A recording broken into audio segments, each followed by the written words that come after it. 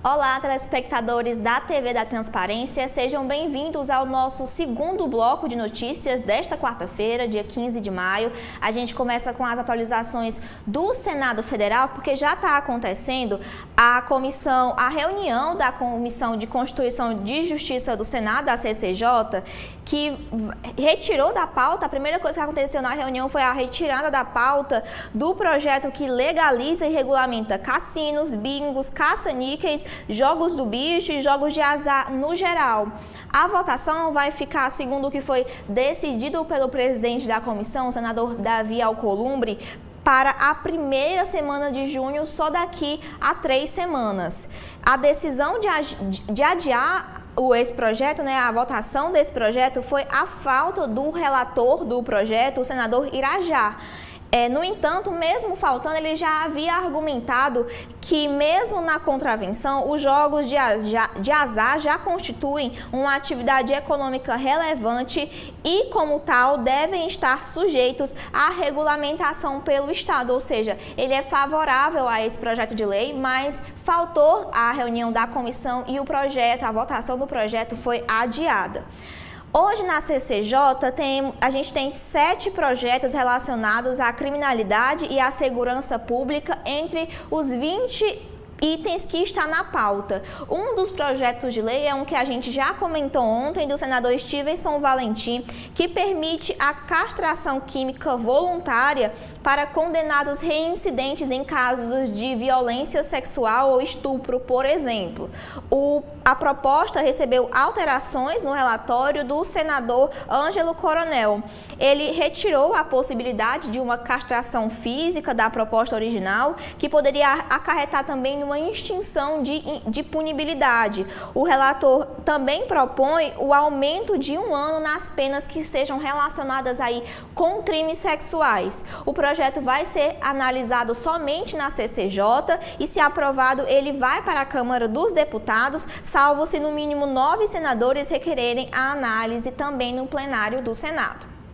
Outro projeto que também está na pauta da CCJ, da reunião da CCJ de hoje, é um que torna crime a intolerância política, definida como a prática de violência, hostilidade ou qualquer forma de discriminação motivada por orientação política ou partidária. Esse projeto é de autoria do senador Renan Calheiros e o texto dele cria punições diversas em condutas relacionadas à intolerância política em áreas de ensino, de acesso a bens e serviços, entre outros. O relatório do senador Eduardo Braga também é favorável à medida, com emendas que alteram as penas e incluem novas condutas proibidas.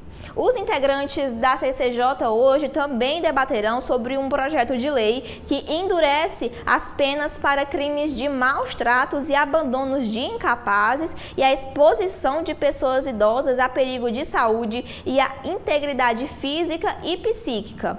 O projeto é da Câmara dos Deputados e recebeu um relatório favorável do senador Carlos Viana, com emendas para alterar o Estatuto da Pessoa com Deficiência e também o Estatuto da Criança e do Adolescente. O projeto de lei ele já foi aprovado na Comissão de Direitos Humanos na forma de relatório pela senadora Soraya Tronic.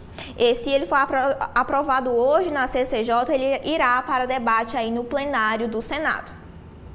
E também outro destaque que a gente faz aqui sobre a CCJ de hoje é que também está prevista uma análise do projeto de lei do senador Everton para criar uma indenização por tempo de serviço aos servidores do próprio Senado. Esses cargos, que são cargos comissionados, ou seja, eles não exigem um concurso público, eles poderão ser indenizados com uma remuneração bruta a cada 12 meses trabalhados, com o limite de 15 remunerações. O relator, que foi o senador Jorge Cajuru, é favorável a esse projeto. Segundo ele, a consultoria de orçamento do Senado estima um impacto de 20 milhões em 2025 aos cofres públicos. Se ele for aprovado na CCJ, esse projeto passa aí para a Comissão de Assuntos Econômicos no Senado.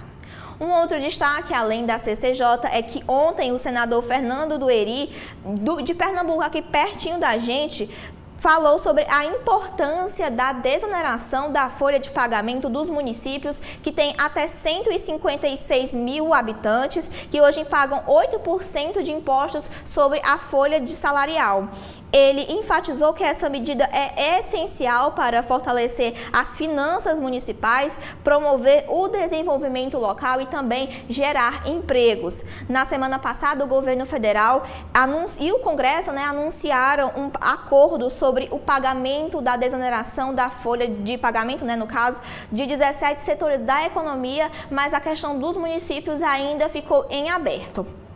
E por fim, aqui no Senado, a gente fala que o senador Marcos Rogério, do PL, ou seja, de oposição ao governo federal, ele demonstrou algumas insatisfações em relação às medidas do governo federal para ajudar as vítimas da tragédia do Rio Grande do Sul. Segundo ele, a estratégia de ação contém muitas falhas na gestão. O parlamentar enfatizou que os recursos anunciados e a infraestrutura montada são insuficientes para atender às necessidades de um estado devastado. Marcos Rogério também defendeu o envio de mais profissionais para atuar nos hospitais de campanha, além de medicamentos e vacinas para a região. O senador ele também elogiou o trabalho dos voluntários, dos médicos e dos enfermeiros e dos profissionais de diversas áreas que têm se dedicado a ajudar as vítimas dessas enchentes. No entanto, ele fez um alerta sobre o surgimento de problemas de saúde decorrentes da situação, como doenças infecciosas e dermatológicas. Ele também cobrou um plano de enfrentamento para evitar que ocorram mais mortes. São esses os destaques do Senado que a gente tem na Câmara dos Deputados, Analice. Olá, Amanda. Olá, telespectador da TV da Transparência. Bom, o primeiro destaque da Câmara dos Deputados é que uma das propostas que será analisada pelas comissões da Câmara é sobre um projeto que cria cotas no serviço público para mulheres saídas do sistema prisional.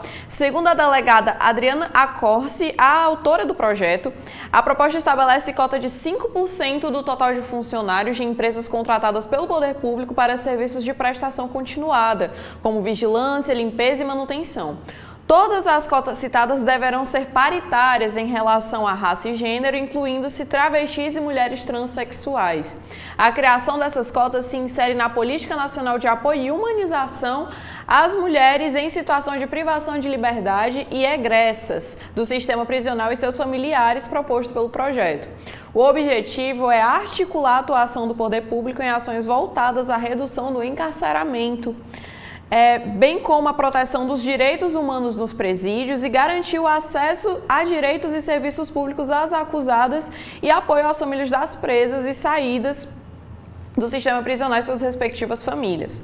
Outro destaque é que a Comissão Externa da Câmara vai investigar a crise humanitária dos Yanomamis, criada pelo presidente da Câmara, Arthur Lira. Os Yanomami têm enfrentado problemas como a invasão de território pelos garimpeiros, o que resulta em conflitos, destruição do meio ambiente e disseminação de doenças. O colegiado é coordenado pela deputada Coronel Fernanda, do PL do Mato Grosso, e é formado por 14 deputados e 4 partidos, sendo eles o MDB, o PL, Republicanos e União Brasil. E por fim, a Câmara adiou na terça-feira, no caso ontem, a votação do PL 8.889 de 2017, conhecido como PL dos streamings. O relator da proposta, o deputado André Figueiredo, do PDT, pediu adiamento durante a sessão por não haver acordo entre as bancadas. Outro motivo é que, para os congressistas, concentrarem esforços para promover a PLP, que adia por 3 anos a dívida do Rio Grande do Sul, eles decidiram adiar ainda mais. Um trecho do parecer estabelece que os serviços de televisão por aplicação de internet de compartilhamento de conteúdos audiovisuais, como a Netflix, por exemplo, contribuam com até 6% de sua receita bruta anual no mercado brasileiro para a Condecine, que é a contribuição para o desenvolvimento da indústria cinematográfica nacional. A alíquota será progressiva até atingir esse patamar. São esses os destaques da Câmara dos Deputados. Amanda, o que temos no STF? Bom, ontem o plenário do Supremo Tribunal Federal, na verdade, eles decidiram que hoje, quarta-feira, que haverá o julgamento da ação que contesta as alterações da lei da improbidade administrativa. Essa lei ela prevê punições para casos de desonestidades ou mal conduta no exercício da função pública, como a perda de cargo ou do mandato e a suspensão de direitos políticos. O julgamento teve início na semana passada, com os argumentos da Associação Nacional dos Membros do Ministério Público, que foi o autor da ação, e da Procuradoria-Geral da República e de terceiros interessados. Agora, o plenário passa para a fase de apresentação dos votos. O relator, que é o ministro Alexandre de Moraes, concedeu uma medida liminar para suspender parte da lei. A pauta traz ainda os processos que sobraram da sessão passada, com as ações contra a cobrança de alíquotas progressivas para servidores públicos instituída pela reforma da Previdência de 2019 e sobre assédio judicial contra jornalistas. É essa a pauta de hoje do STF.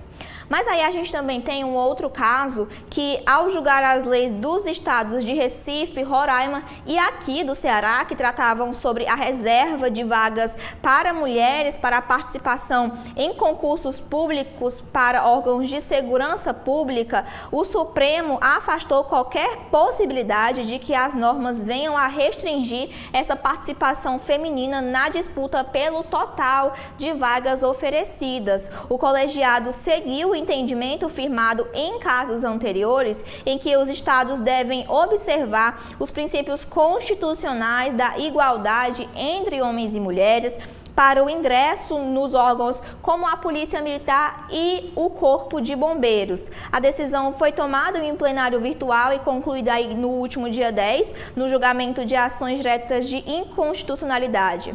As sanções fazem parte de um lote de 17 ações diretas de inconstitucionalidade que a Procuradoria-Geral da República questiona leis estaduais que reservam um percentual mínimo de vagas para mulheres aí relacionados aos concursos voltados para a segurança. O relator Alexandre de Moraes, que ele foi relator de 3 ações, ponderou que as leis questionadas já estão em vigor há vários anos e propôs que os concursos já encerrados sejam preservados. Segundo ele, a anulação nesses casos causaria riscos para a gestão na segurança pública, para a segurança jurídica e também para o interesse público. É isso que a gente tem de informações aí do STF, que a gente tem no TSE, Analice. Bom, Amanda, nos destaques do TSE, o colegiado deu continuidade na sessão desta terça-feira ao julgamento sobre possível caso de fraude à cota de gênero praticado pelo Partido Republicanos na disputa ao cargo de vereador do município de Grangeiro, aqui no Ceará, nas eleições de 2020. A ministra Carmen Lúcia apresentou voto visto acompanhando o relator, ministro Ramos Tavares, para reconhecer que houve fraude. Pedido de vista do presidente, ministro Alexandre de Moraes, interrompeu a análise do caso. O Ministério Público Eleitoral ajuizou a ação de impugnação de mandato eletivo contra candidaturas dos republicanos à Câmara Legislativa Municipal de Grangeiro, no pleito de 2020. Segundo o MP, as candidaturas de Dávila Ranier Brito Vieira e Emanuele Rodrigues Dias foram requeridas apenas para que o percentual de gênero fosse cumprido. Ao analisar recurso, o Tribunal Regional Eleitoral Cearense reformou a sentença e julgou improcedentes os pedidos, pois considerou que não houve irregularidades nas candidaturas. O julgamento pelo TSE foi iniciado em março. O relator do caso, o ministro Ramos Tavares, votou pelo provimento dos recursos especiais para julgar procedentes os pedidos formulados pela AIME, decretar a nulidade dos votos recebidos de 2020 no município, cassar o respectivo demonstrativo de regularidade de danos partidários e, por consequência, os diplomas dos candidatos a ele vinculados e determinar o recálculo dos quocientes eleitoral e partidário. Em seguida, o ministro Floriano de Azevedo Marques pediu vista. Na sessão do dia 7 de maio, o ministro Floriano acompanhou o relator quanto à configuração da fraude.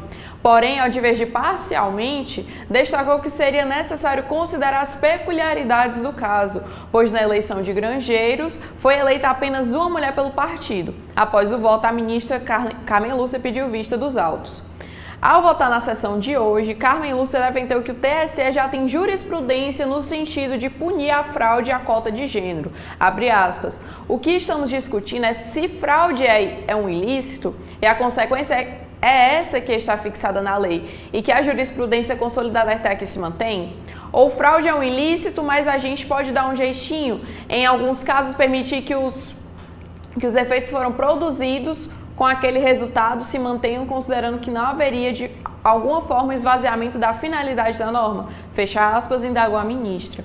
Quanto à modulação dos efeitos, conforme proposto pelo ministro Floriano, Carmen Lúcia ainda destacou que a tese já foi analisada e rejeitada pelo Supremo Tribunal Federal em julgamento que reconheceu que eventuais flexibilizações acarretariam ao incentivo ao descumprimento das disposições legais aplicáveis.